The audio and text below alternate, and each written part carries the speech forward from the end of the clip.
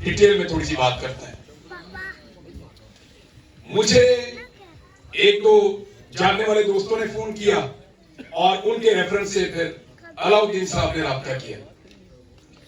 इन्होंने बताया जी हम एक प्रोग्राम करवाना चाह रहे हैं और वो प्रोग्राम की उन्होंने मुझे टाइम बताया। तो मेरे पास वीजा महदूद था, मैं यहां आ रहा था यूरोप में और मेरा वीजा खत्म हो जाता। तो इन्होंने मेहरबानी की, उन्होंने कहा जी आप आ जाएं, हमारा इसी बीच में प्रोग्राम है, आप शामिल हो जाइएगा।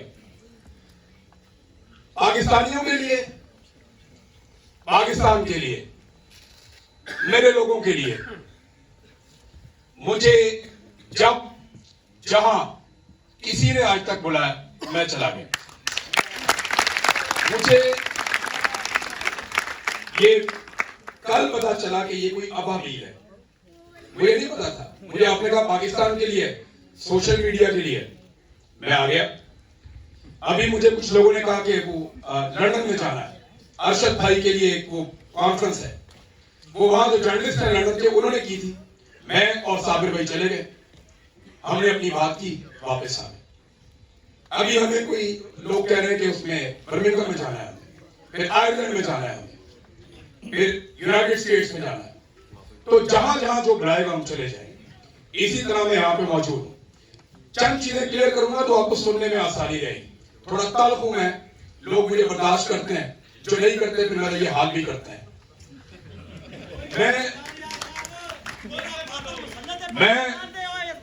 मैं आपके सामने सर देखें, मेरा किसी भी पॉलिटिकल लड़ाई से कभी भी कोई लेना देना नहीं था।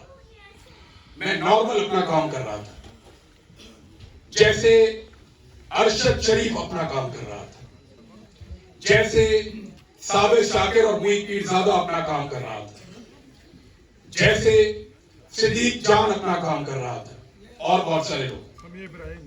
समी इब्राहिम साहब हैं बिल्कुल, बल्कि वो आर्या मकबूल जान साहब, मैं अब नाम लेता जाऊंगा तो वो तो दर्जनों लोग हो जाएंगे। तो ये सब लोग अपना काम कर रहे थे रूटीन में, लेकिन इतनी बड़ी ज्यादती के सामने हम में से किसी की गैरत ने गवाह ही नहीं किया।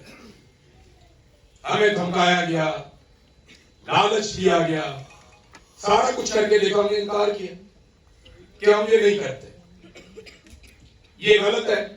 आप पाकिस्तान को वहां ले जाएंगे जहां से पाकिस्तान फंस जाएगा। इन्हें बात समझ नहीं है और आज ये सारे फंस गए, ये सारे फंस गए। मईशत पाकिस्तान की इन्होंने बर्बाद कर दी। कोविड कोरोना के बावजूद बदतरीन हालात में एक हुकूमत परफॉर्म कर गई थी, कमजोर हुकूमत, बैसाखियों वाली हुकूमत। दुनिया में तीसरे नंबर का परफॉर्म किया था इमरान खान ने। 2 साल आपकी मईशत लगातार ऊपर की तरफ जा रही थी। आज पाकिस्तान में ना कोई सरमायाकारी करता है, लोग पैसा लेकर पाकिस्तान से बाहर भाग रहे हैं, लोग पाकिस्तान को छोड़कर जा रहे हैं। ये क्यों हो रहा? पंगा गलत दिया है। इन्हें बड़ी पुरानी आदत है सियासतदानों को निकालने की।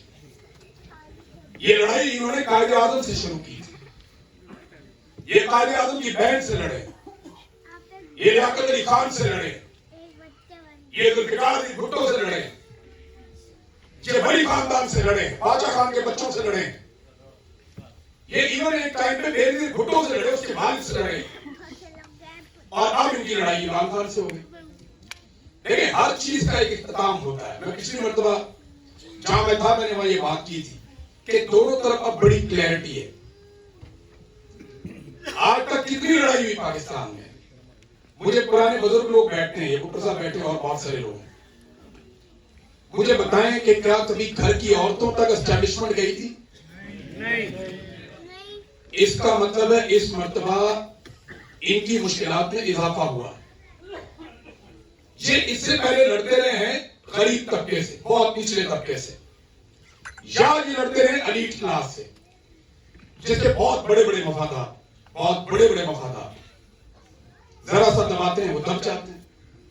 पहली मर्तबा इनकी लड़ाई हुई पाकिस्तान की मिडिल क्लास से। ये जो मिडिल क्लास है ना, ये पाकिस्तान का पहिया चलाती है,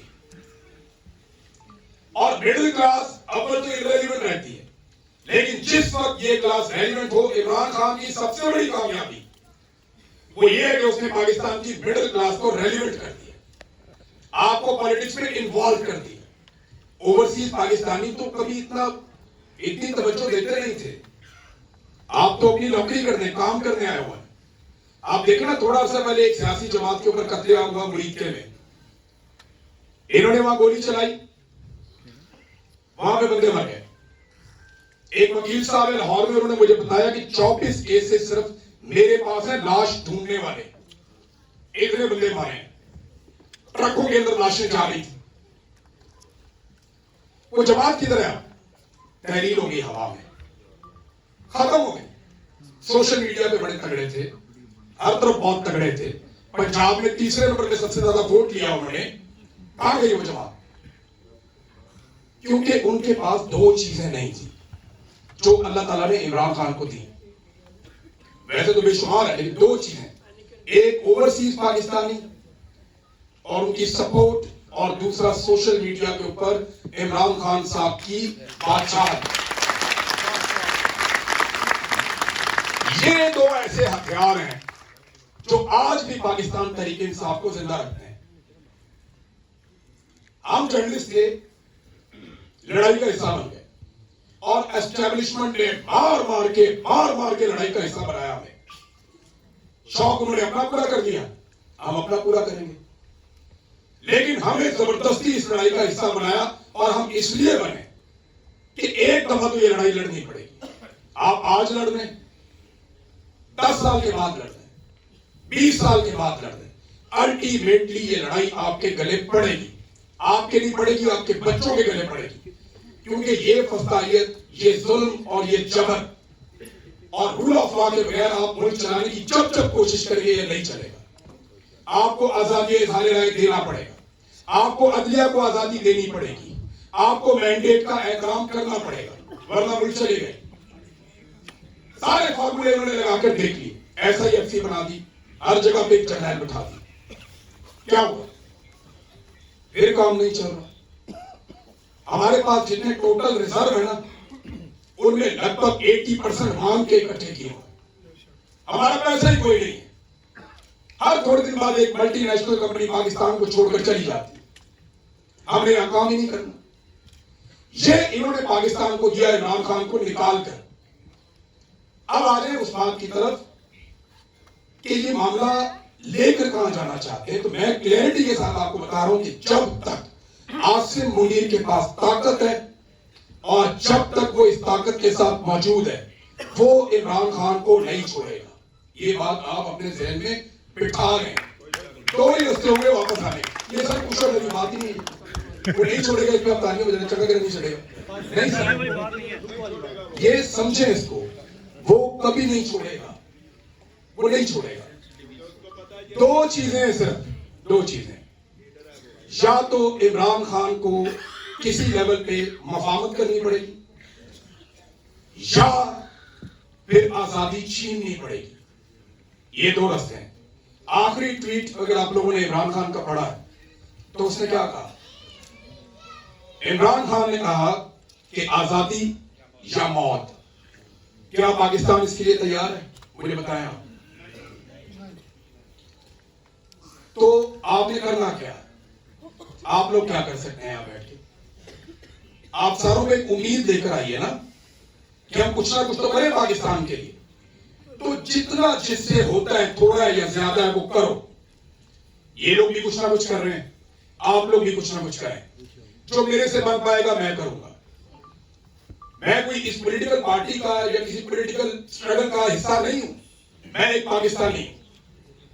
मुझे लगता है मेरे पाकिस्तान के साथ बार ज्यादती हुई है, और ज्यादती करने वाले वही जर्नैल हैं जो पहले दिन से लेकर आज तक कर रहे हैं।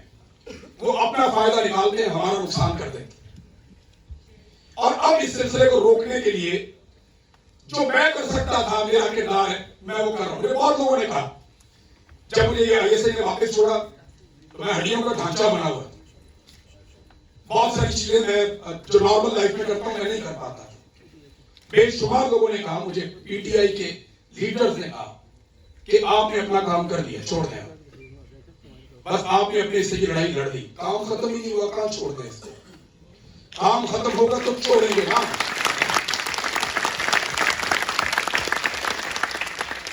यहां जैसे सभी काज़मी ने कहा, एक दिन अच्छा आएगा, कोई दिन बुरा भी आएगा। एक दिन आपको कामयाबी मिलेगी, किसी दिन आपको नाकामी भी मिलेगी। मेरी नजर में लड़ाई बहुत लंबी है। हो सकता है कल पाकिस्तान तहरीक इंसाफ को इख्तियार मिल जाए और ये लड़ाई फिर भी चलती रहे। मुमकिन है, बहुत मुमकिन है। इनके पास तो 101 फार्मूला होता है। वो तो हर ऑप्शन के ऊपर गौर कर रहे होते हैं कि अब हमने क्या करना है, अब हमने क्या करना है, अब हमने क्या करना है। प्रॉब्लम जहां पे आकर रुक गया ना, वो इमरान खान। और इमरान खान ने एक काम बड़े तरीके से जेल के अंदर बैठकर कर दिया, जो मैं आपको बताने वाला। इमरान खान ने यह किया कि पॉलिटिकल लीडरशिप के पास जो कमांड थी पब्लिक की, वो पॉलिटिकल लीडरशिप से आहिस्ता आहिस्ता लेकर सोशल मीडिया को मुंतकिल कर दी। आज इमरान खान और पाकिस्तानियों के बीच में जो ब्रिज है वो सोशल मीडिया है। ये जो सोशल मीडिया के लोग हैं, ये पाकिस्तान तहरीक इंसाफ की सोच को ड्राइव करते हैं, क्योंकि लीडरशिप में बेशतर लोग इस बयानिए का बोझ नहीं उठा पाते पाकिस्तान में, तो उन्होंने बड़े तरीके से इसको शिफ्ट कर दिया। तो सोशल मीडिया की रिस्पॉन्सिबिलिटी भी बढ़ गई। क्या जो सोशल मीडिया के लोग हैं वो अपना वो रोल प्ले कर रहे हैं? क्योंकि ये सोशल मीडिया कॉन्फ्रेंस है, थोड़ी सी मुझे बात करनी है। आप जरा हाथ खड़े करें, आप में किस के पास सोशल मीडिया के अकाउंट्स है? आप में से एक्स कौन इस्तेमाल करता है? सब इस्तेमाल करते हैं, दैट्स गुड। कुछ लोग नहीं भी करते बीच में, लेकिन इसके इस्तेमाल ने मेरी नजर में, ये मुझे इन्होंने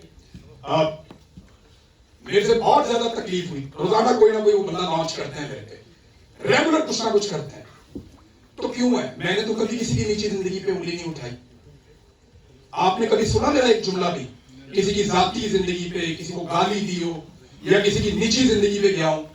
लॉजिक, दलील के साथ बात करें सोशल मीडिया पे। इनको दलील के साथ शिकस्त दें आप सोशल मीडिया पे। जब आप दलील से बात करेंगे तो पता चलेगा कि आप किसको फॉलो कर रहे हैं।